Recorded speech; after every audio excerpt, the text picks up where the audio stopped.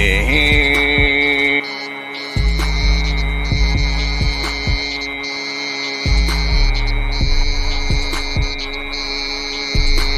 to do, what you saying, what to go on at your favorite, yet your most hated. Oddfella back for another one. This is the War Report. You're live inside the war room. We doing some bigger weight boxing. We on to some bigger things. Bigger weight boxing. Y'all know what it is. Salute to the LDBC. Salute to the usual suspects as the usual suspect team. Salute to all the man up in the chat. Big up, big money. Big up KG. Yes, indeed, it's the usual suspect team. But yeah, we finna talk some boxing. Some heavyweight boxing particularly. Let me cut this beat off. Good morning to y'all, you know what I mean? Grand Rising and whatnot. See you all up in the building. Big Money says, remember you called the draw before Charlo fight. You was right. Salute, you know what I mean? Salute for giving me my flowers this Sunday morning, family. Yes, indeed. You know what I mean? I just don't, you know what I mean, be calling shit out of hate, you know what I mean? I really watch these fights, you know what I mean? So take that into heed for next time, you know what I mean? But salute Big Money, and then, you know what I mean, for passing through. But yeah, we on to some bigger things because this is bigger weight boxing. We did have some heavyweight fights yesterday. Joe Joyce stopped Carlos Takam in the heavyweight fight yesterday. Went 6 rounds. We're gonna talk a little bit about that. We're gonna talk about some of the other heavyweight fights that happened during the week.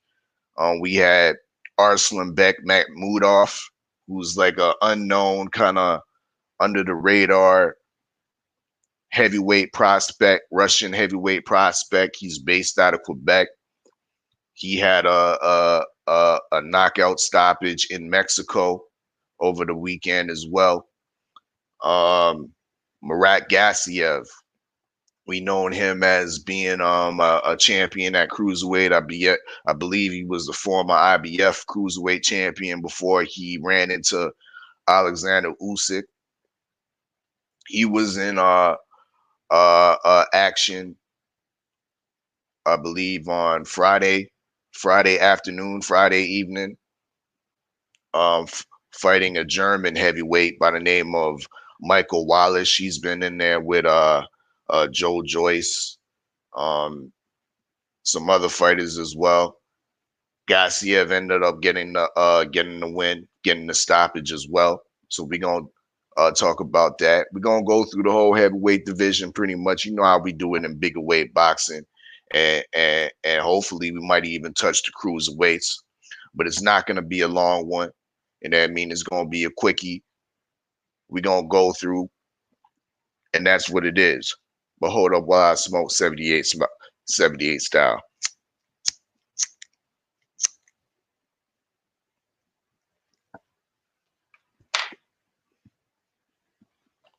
But yes, indeed. Make sure y'all smash the like button for the Oddfella. This is the War Report. Subscribe. We do discuss boxing, heavyweight boxing, on this show right here, bigger weight boxing.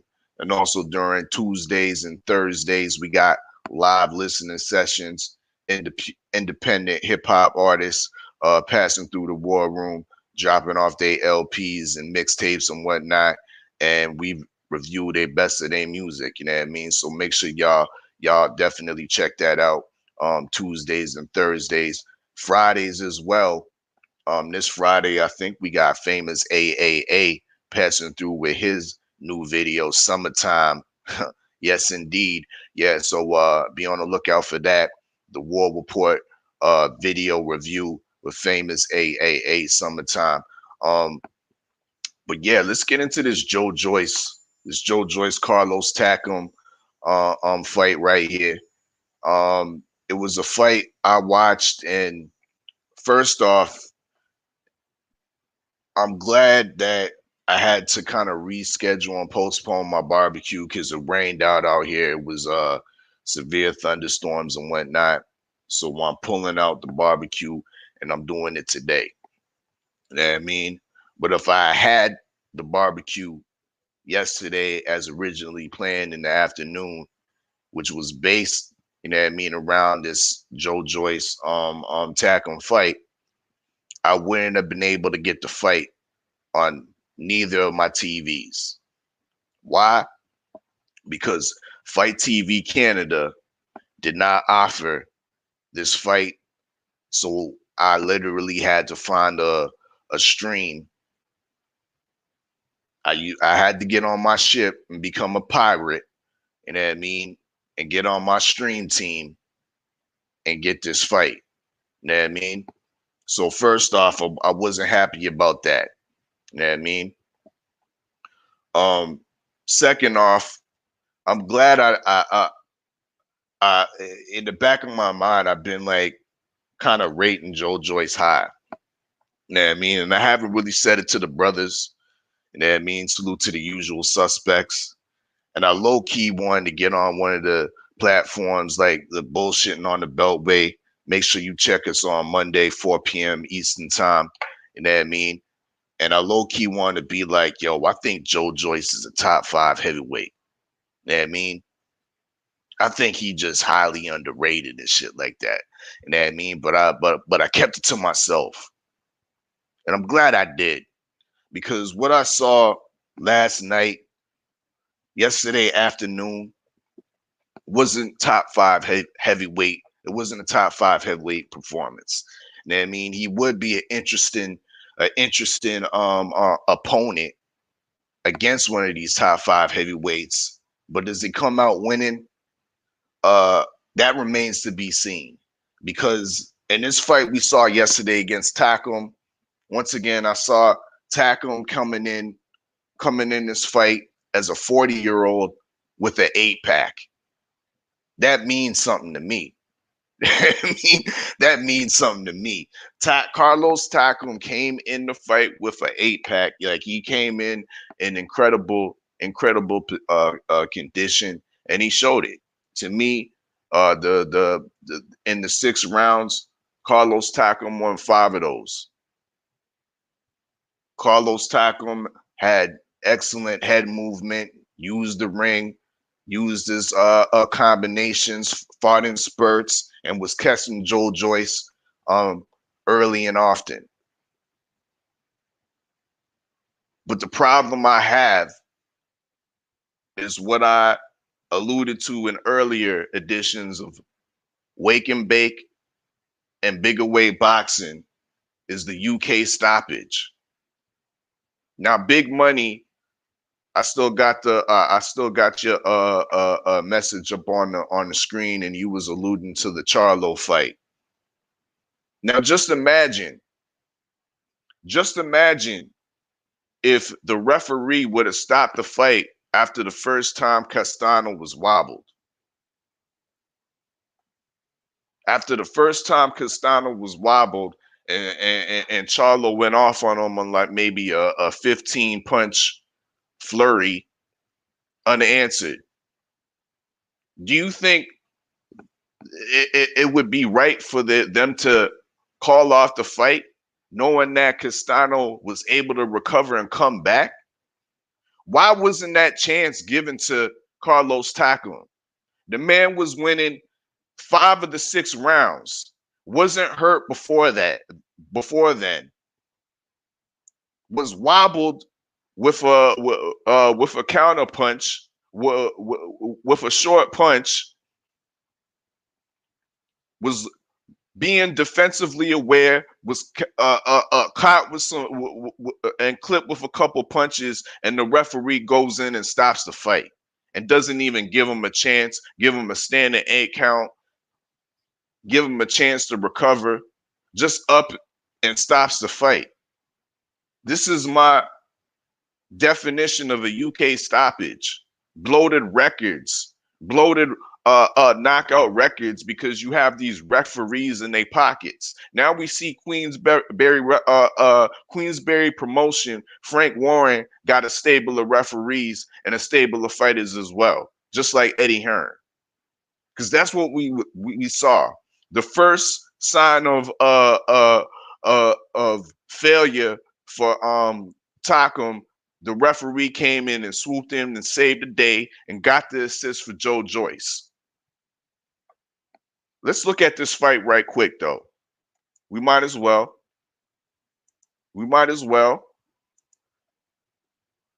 Let's look at another most recent version of a UK stoppage.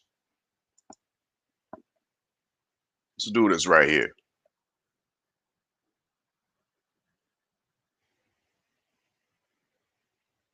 There we go.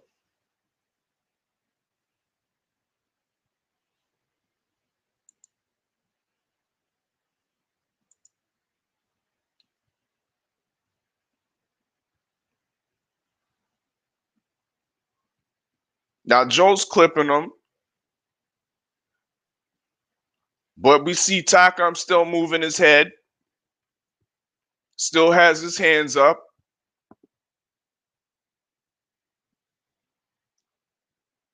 Still bopping him, ducking and rolling.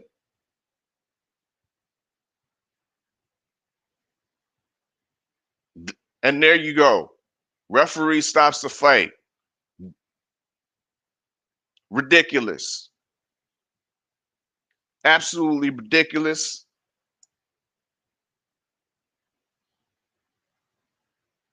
Now I like Joe Joyce. He might have like true. I had for my pick'ems. Salute to the usual suspects once again. I had him Joe Joyce stopping attack him in 10 or my bad in 11. But give the man a chance to fight. He was winning. He was winning 5 out of those 6 rounds. 5 out of those 6 rounds, and you're just gonna stop it off of one wobble and some punches that were going off the glove.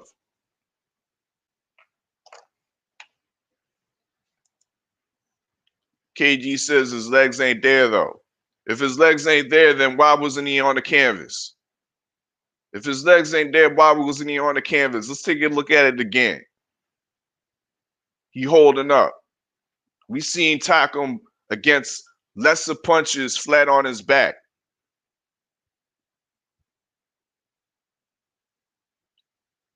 Derek Chisora is not as big a puncher as Joe Joyce.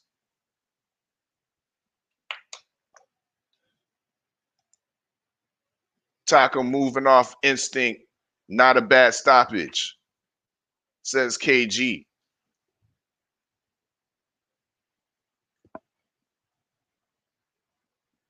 Nah, bro. I say give the man a standing 8 count. I say give the man a standing 8 count, KG. Moving off instinct. Exactly. What else can you do? Yeah, B.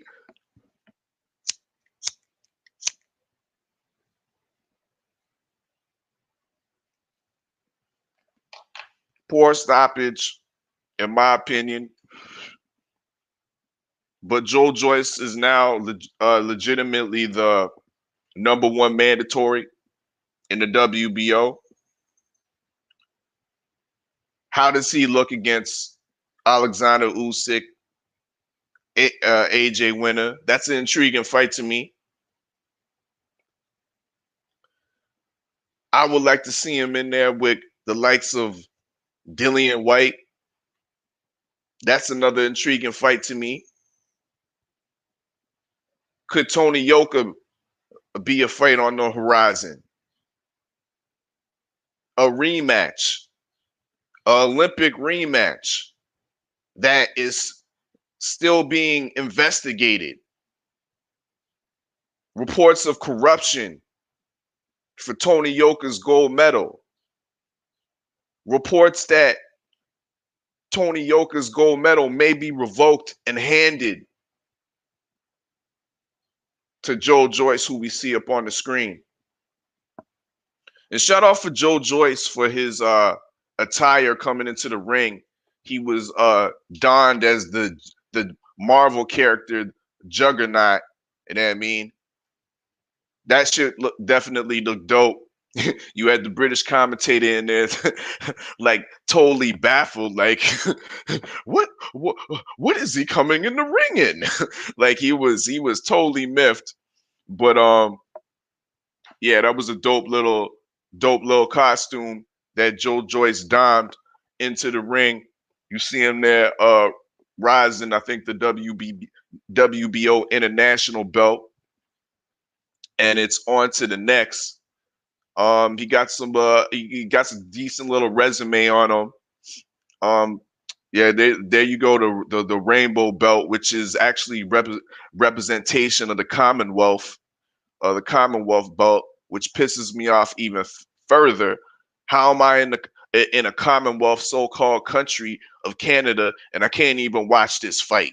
You know what I mean? It's not on no network cable, and it's not even available on Fight TV. Absolutely fucking egregious up in this shit. You know what I mean? But I digress from that. Um, People in the chat, make sure y'all smash the like button. And when you done smashing the like button, what y'all think? Is Joe Joyce top 5 material? You know what I mean? I'm kind of silent on that now. I don't really know if he's top 5 material, but I do know he is top 10 material. Are we stretching it? Is my question stretching it when I say he's top 5? Let me see what y'all niggas say in the chat. You know what I mean? Um, Joe Joyce, coming from that Nigerian heritage, he is now calling out AJ for a fight in Nigeria.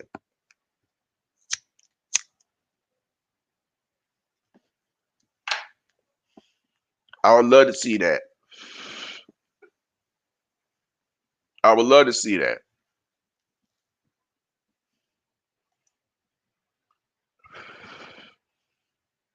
KG says, I agree with a standing A count, but Joe would have killed him if it continued.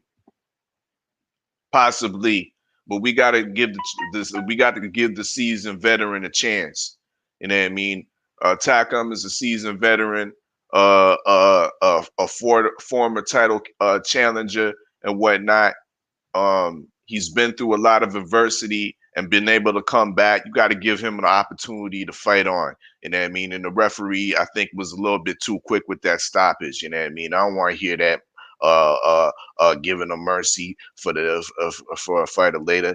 That yeah that yeah that was egregious right there, bro. Give that man a standing egg count. You know what I mean? And see what he could do. You know what I mean? There wasn't even that much time left up in the round.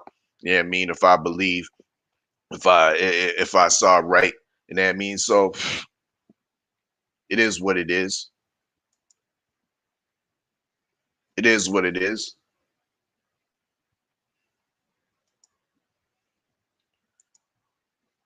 Let's look into this Russian fighter who was also in action over the weekend.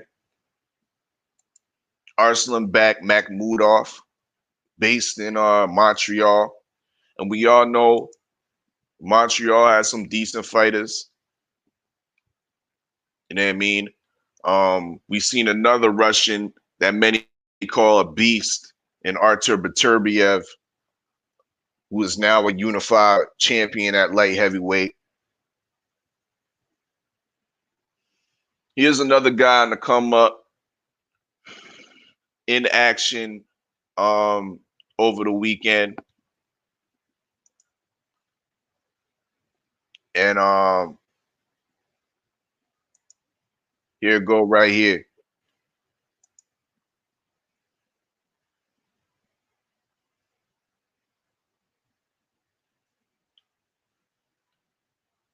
.6'5", a lot of power, and he got a funny tick. Now, I don't know if that has anything to do why he hasn't fought in the States, because he can't pass certain medical or physical standards or whatever. Because I knew that was a problem with Oscar Rivas and his eyes. But you see him there, tick tick. Now 11-0, 11 KOs. You know what I mean? But this guy is looking like a legitimate problem.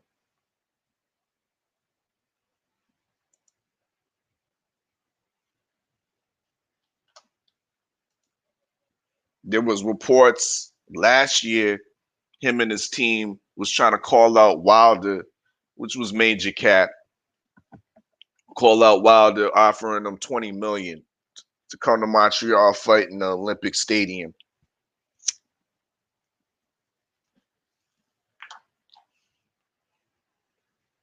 So be on the lookout. This is a guy on the come up. If you see him fight, he'll be on fighting on the zone against probably better opposition coming up in the future. But yeah, he definitely is a one to look out for. Definitely heavy-handed, has his size, has some amateur pedigree as well as that World Series of Boxing pedigree as well. So we'll see where he goes from here.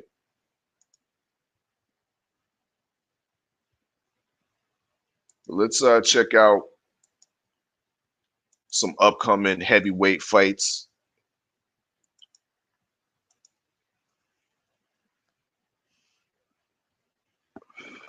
We see the AJ Joshua has been confirmed at Tottenham. This is coming up August 7th.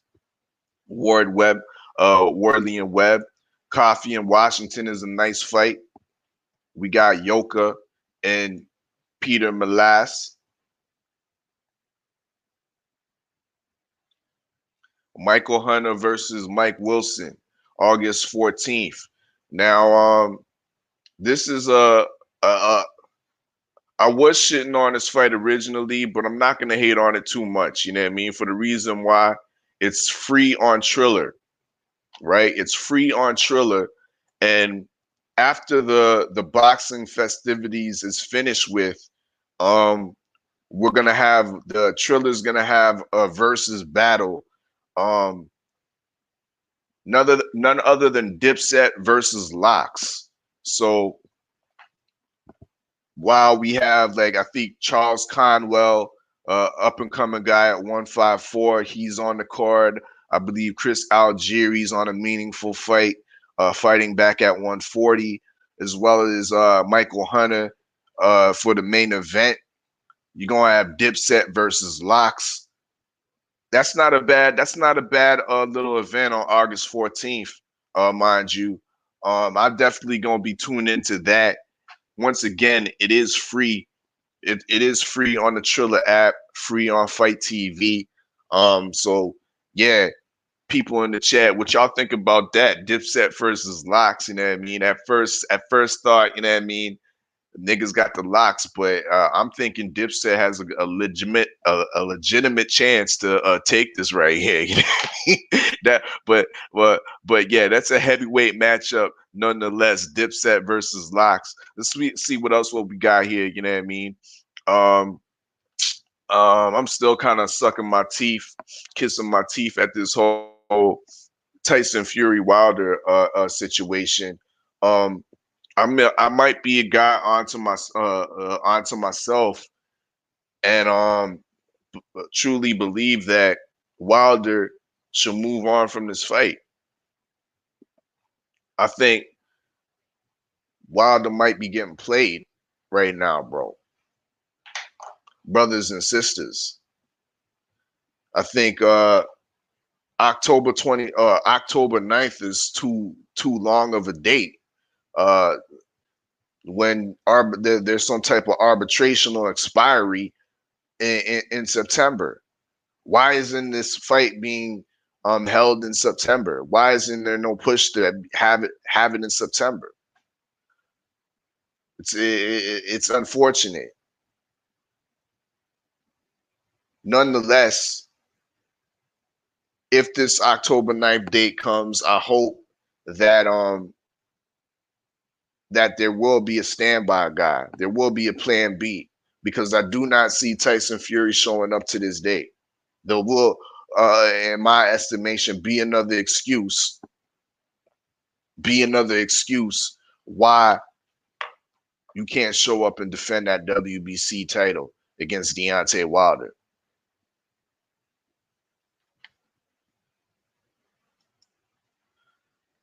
Big Money says, nah, they got to fight Wilder, fam. It's going on 2 years, Big Money. It's going on 2 years. They try to pull some shit and fight AJ.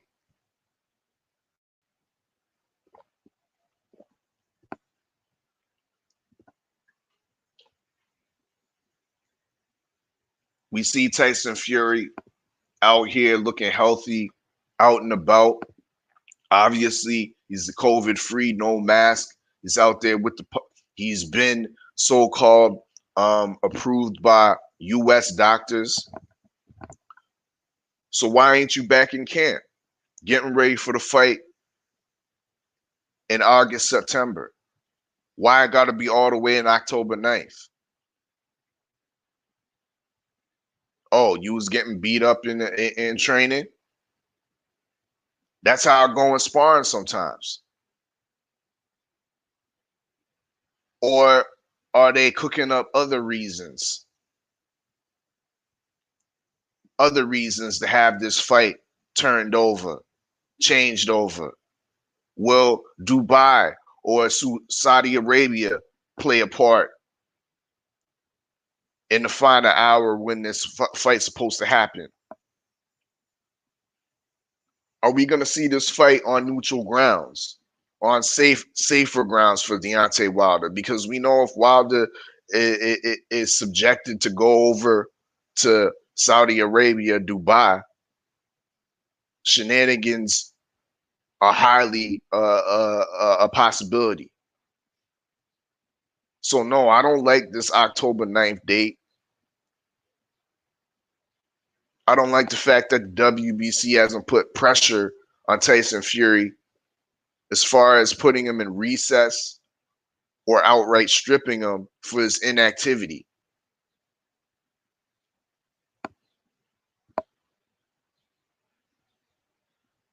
But you know, we can only hope, you know what I mean? We can only hope that Tyson Fury is man enough and comes up to the ring and fights Wilder. But we see Big Daddy John Fury is legitimately got into the ear of his son, and they don't want to fight.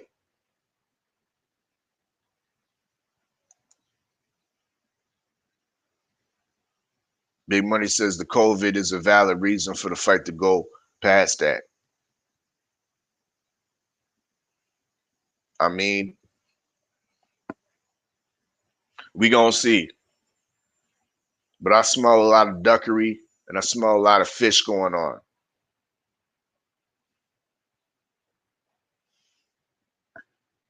But other than that,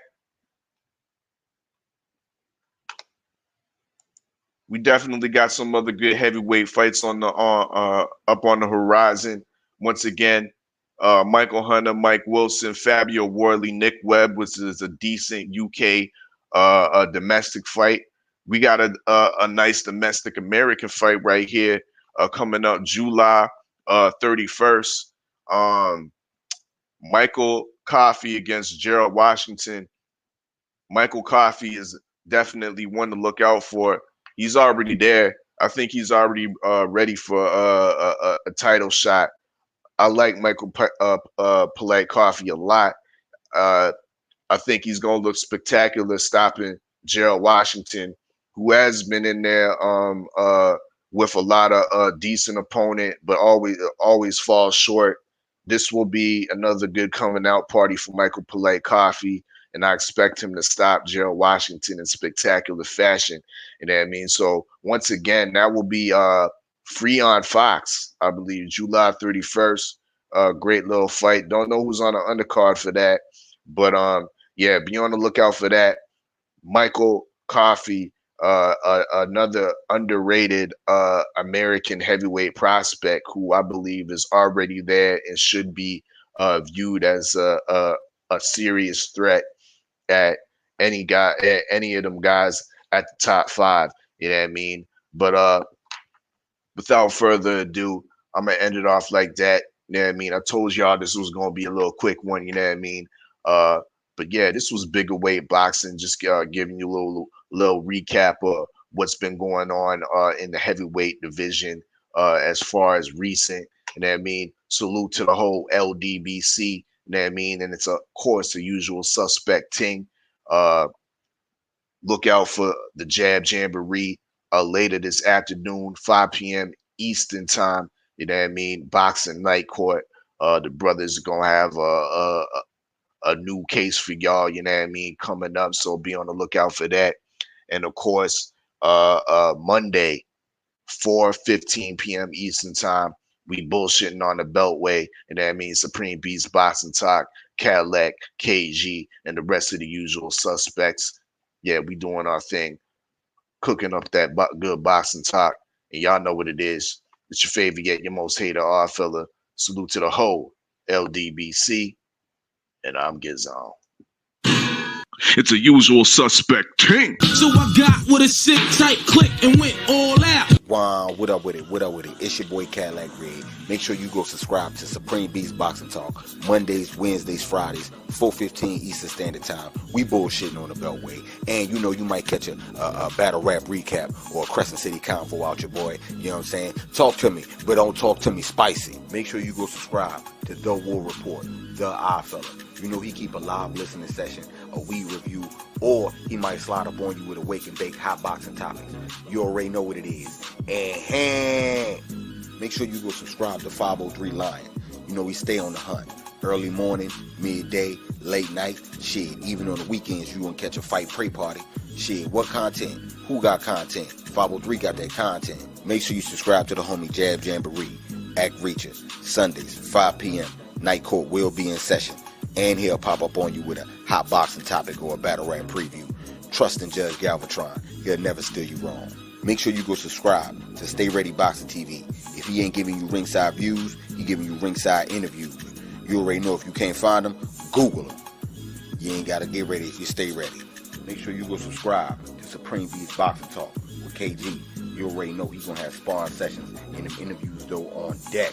It's only one underscore, but we still call him KG, though.